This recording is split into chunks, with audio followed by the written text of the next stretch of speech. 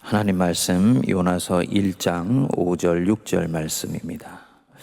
사공들이 두려워하여 각각 자기의 신을 부르고 또 배를 가볍게 하려고 그 가운데 물건들을 바다에 던지니라.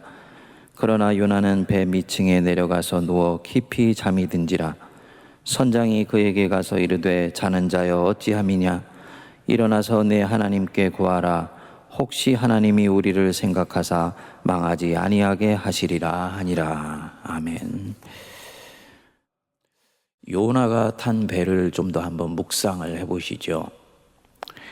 이 요나가 탄 배는 하나님 백성과 하나님 백성 아닌 사람들이 함께 지금 동승하고 있죠. 그리고 이 배 위에는 온갖 언어, 문화, 다양한 종교, 풍습을 가진 사람들이 이 배의 운명을 같이 하면서 목적지를 향해 가고 있습니다. 곰곰이 묵상을 해보면 우리가 살고 있는 세상의 축소판과 같습니다.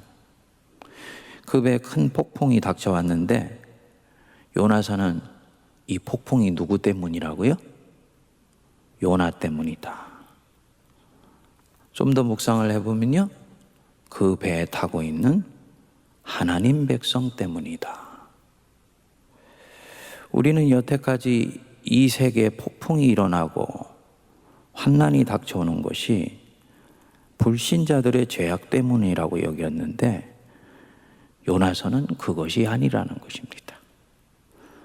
폭풍이 찾아오고 환난이 찾아오는 근본 원인은 하나님 백성 때문이다.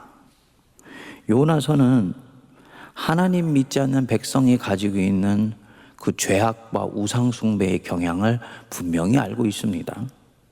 그래서 폭풍이 닥쳐왔을 때 각각 자기의 신을 부르고 자기들이 가지고 있는 기술과 재능과 경험을 총동원해서 어떻게든지 이 폭풍을 외면해 보려고 하고 벗어나려고 하지만 역부족이라는 것을 요나서는 알고 있어요.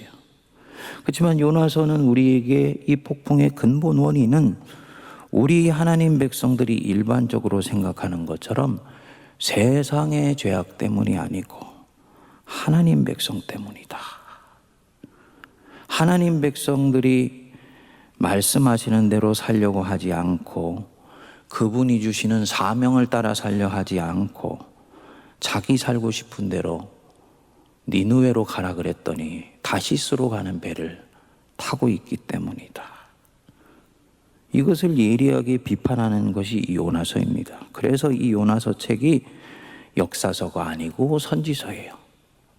모든 예언서, 선지서는 그 선지서가 나에게 하시는 말씀으로 들으면 아픕니다.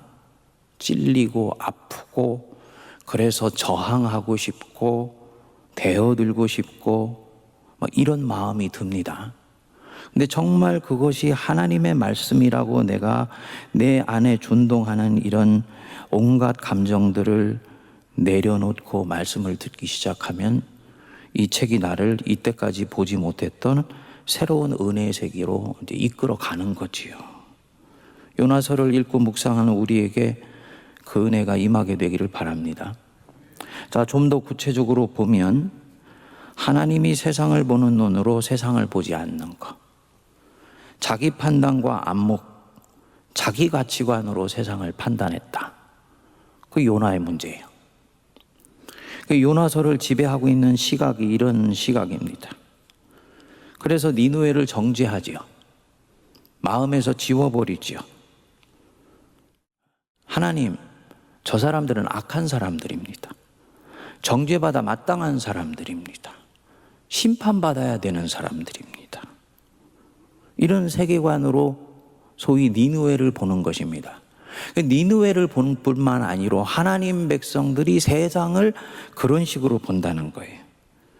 그리고 바로 이것이 하나님이 보시기에 유대인들이 가지고 있는 가장 치명적인 약점이라고 보고 있는 거죠. 이 세계관으로 세상을 보는 거 지금 뭐 하고 있는 것입니까? 나는 선하고 너희는 악하다. 나는 의롭고 너희는 불의하다. 바로 이것 때문에 한사코 요나는 니느웨로 가려고 하지를 않는 것입니다. 그들은 망해야 마땅한 사람들이라고 보는 것입니다. 하나님은 그렇게 보시지 않아요. 요나서 맨 마지막 장의 결론에 그렇게 얘기하시죠. 니느웨는 좌우를 분별하지 못하는 자가 12만 명이요 육축도 많이 있다.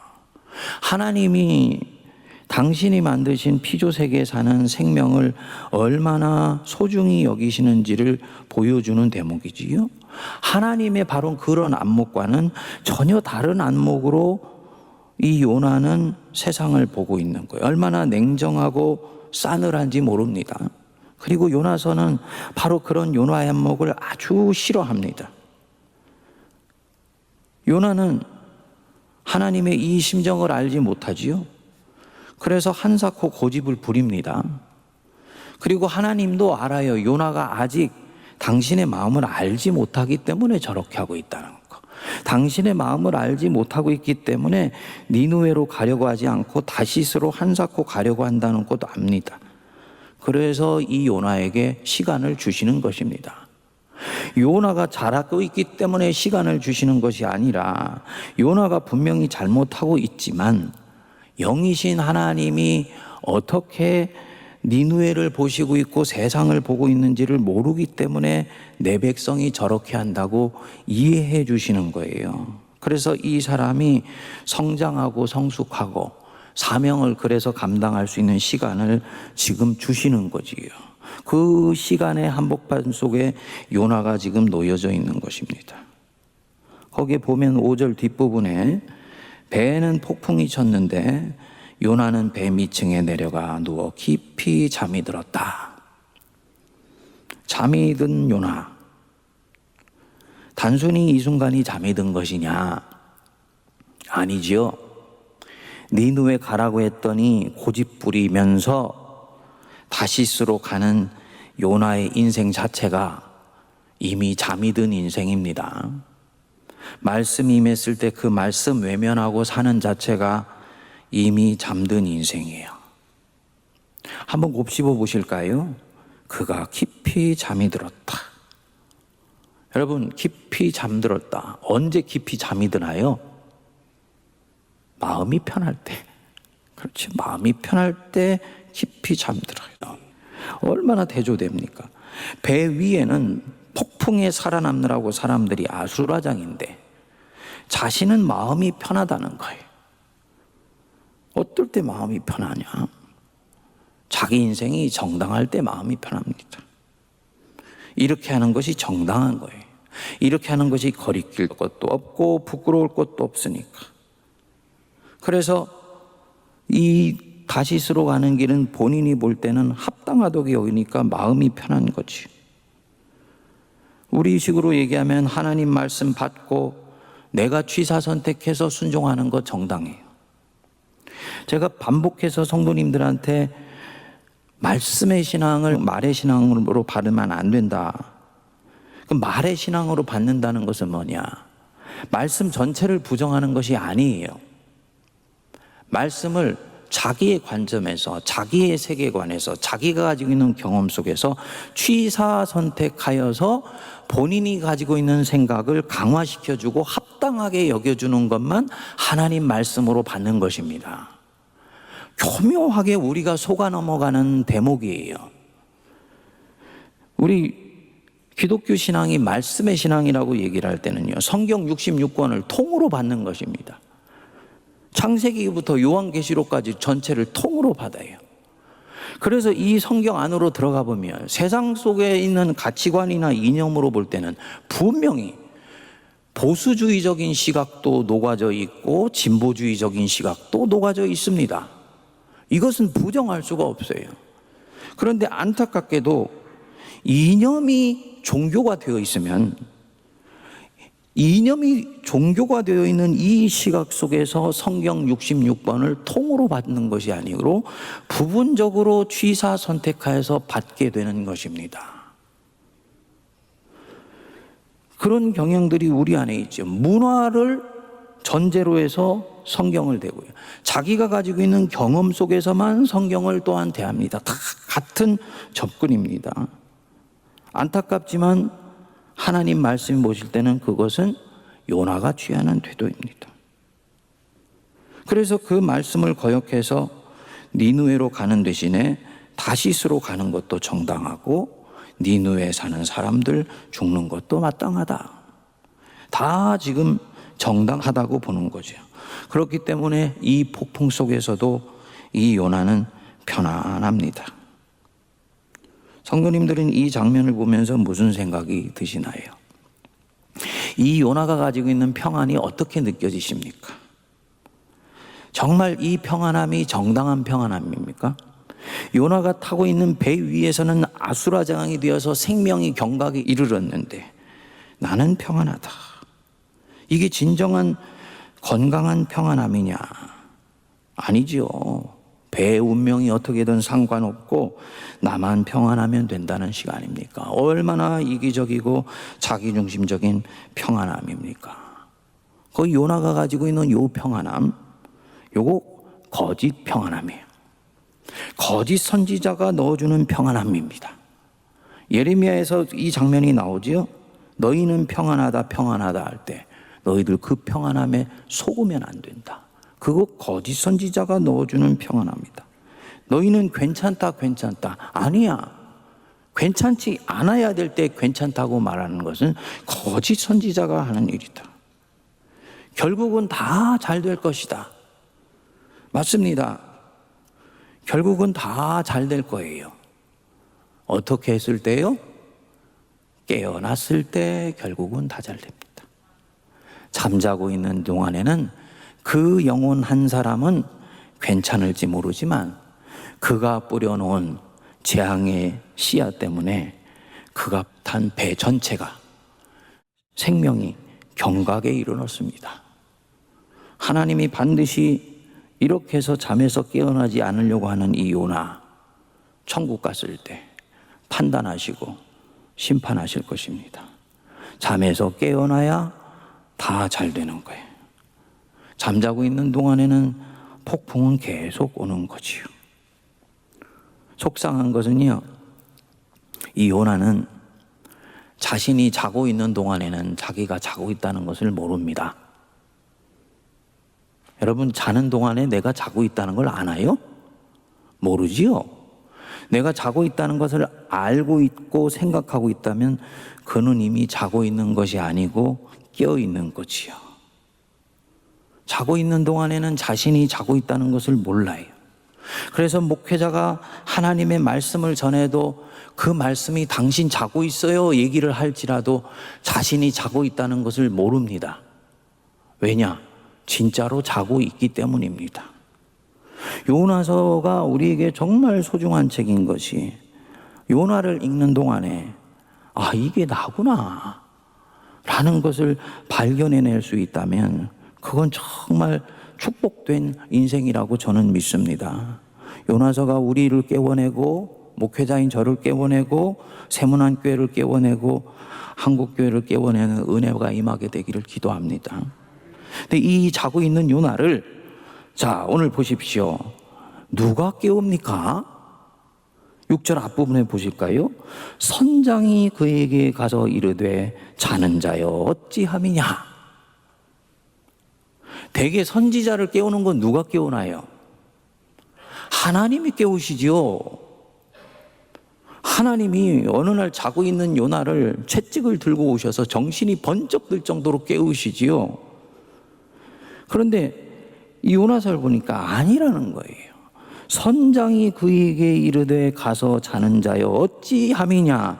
일어나서 네 하나님께 구하라.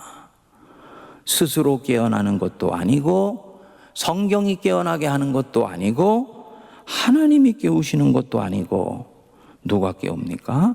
선장이 깨운다. 이 선장 하나님 백성이 아니야. 그는 불신자야. 심지어 그는 이교도야. 그래서 배 위에서 각각 자기 신을 부를 때 이 선장 또한 바로 거기 있었던 사람이야. 배 전체로 보면요, 그 배를 책임진 사람, 지금 우리로 치면은 세상이죠. 세상의 대표자니까 세상이에요. 세상이 자고 있는 하나님 백성을 깨우는 것입니다. 이 부분이 이 아픈 부분이에요. 그리고 이런 부분에 있어서 성령께서 이 유대교의 랍비들을 통해서 이 요나서를 정경에, 그것도 역사서가 아니라 예언사에 넣었다는 것은 이건 성령의 역사입니다. 세상이 교회를 깨운다. 교회가 세상을 깨우는 것이 아니고 세상이 교회를 깨운다. 세상을 향한 책임을 회피하고 그 길로 도망가고 있을 때, 교회들이여 너희는 이미 잠을 자고 있는 것이다. 이때는 하나님께서 세상을 통해 교회를 깨우고 있다는 것을 반드시 기억하여라. 이 메시지예요. 자는 자여 어찌함이냐, 일어나서 네 하나님께 구해라. 성도님들, 저는 중간에 예수님 알게 된 것에 대해서 예수님을 알아가면 알아갈수록 좀 더 일찍 알았으면, 태에서부터 예수님 알았으면, 이런 안타까움이 있어요. 그랬으면 내가 영적으로 진도를 지금보다 훨씬 많이 뽑을 수 있을 텐데. 중간에 예수 믿은 분들 아마 그런 마음들이 있으시죠?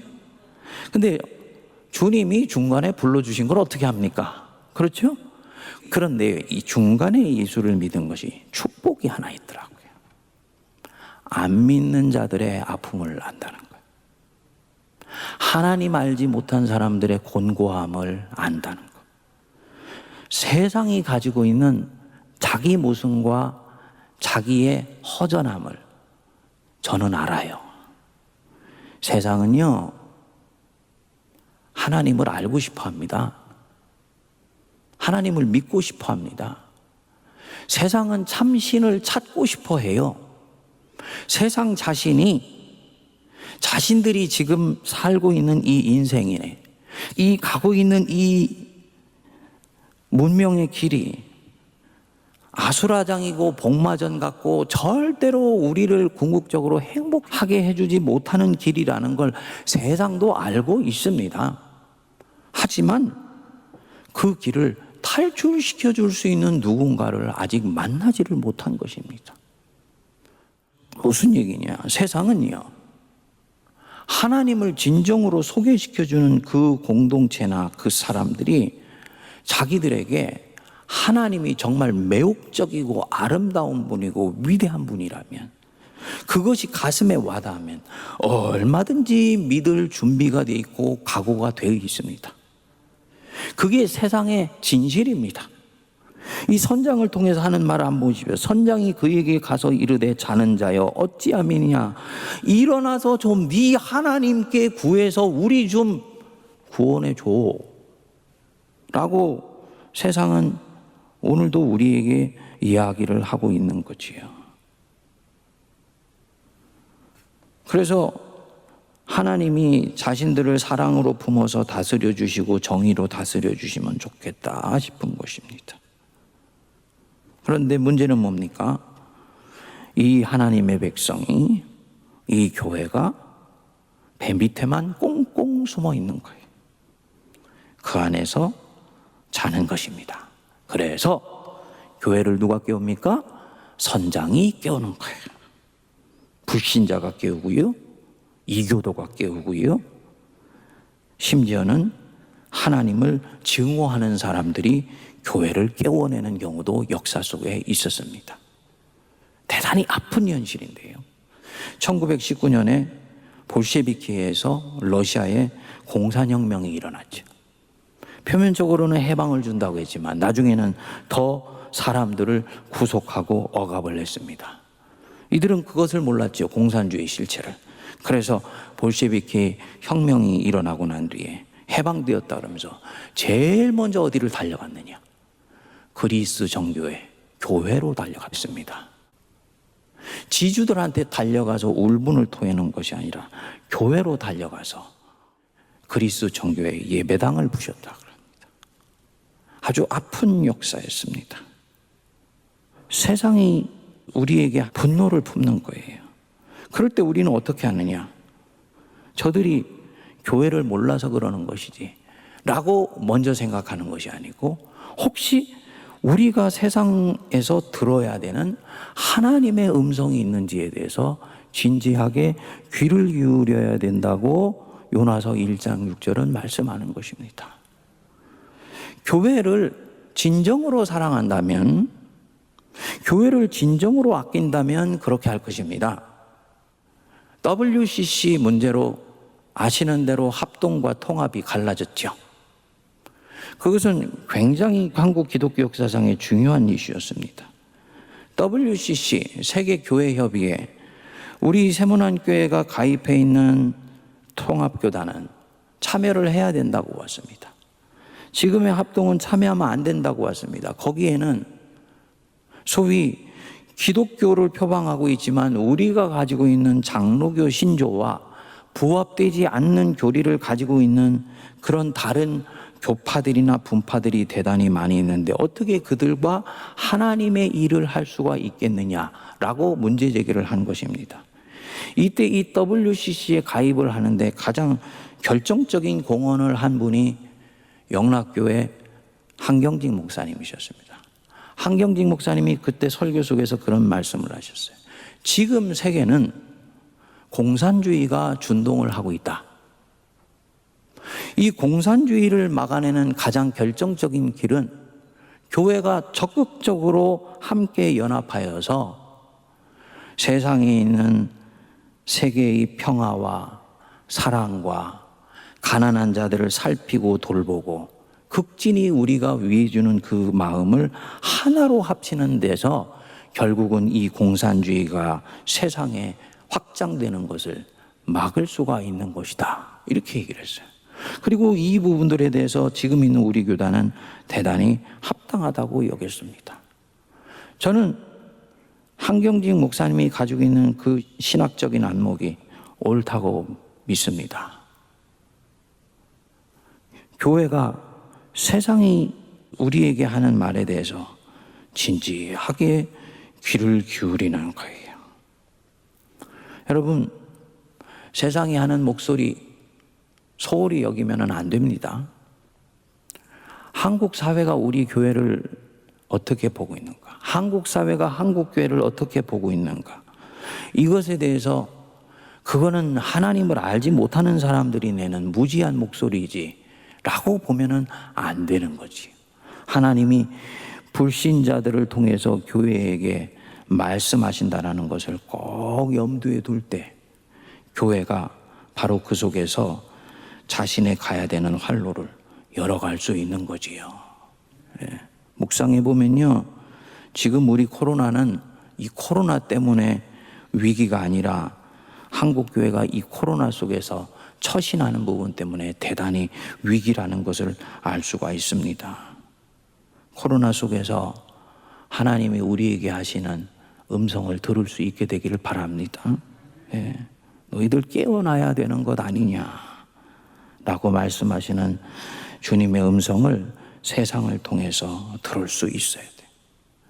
76%의 한국 사람들이 더 이상 한국 교회를 신뢰하지 않는다. 알람 시계가 켜진 것입니다. 세문안교회가, 어머니 교회가 먼저 깨야 돼요. 세상에 비위를 맞추라는 얘기가 아니에요. 우리가 이 코로나 속에서 방역에 적극적으로 참여하고 그리고 이 부분을 협조하는 것이 정부 당국의 제재가 무서워서 하는 것이 아닙니다. 뭡니까? 우리 스스로가 교인들의 생명과 안전을 확보해주고 혹시 교회가 모이는 것 때문에 불안해할 수 있는 하나님 없는 사람들의 그 불안함에 대해서 이해해주고 수용해주는 것입니다. 선교적인 목적이 훨씬 강하다는 것을 꼭 염두에 두셔야지 됩니다. 뭐 하고 있는 것입니까? 세상이 교회에 내는 목소리를 진지하게 경청해 주면서 그 속에서 주님의 사인을 읽어내려고 하는 거예요. 그렇지 않으면은 우리는 배 밑에 들어가서 다 잠자고 있는 사람들이 되어서 어느 순간 그 배가 침몰할 때 잠자는 사람들, 하나님의 백성 자신 또한 침몰하게 되는 것입니다. 그리고 그 책임을 주님은 누구한테 묻습니까? 교회에 묻습니다. 깊이 우리가 마음의 염두에 두면서 우리 각자에게 주시는 주님의 음성을 우리가 경청하여 반응할 수 있게 되기를 바랍니다.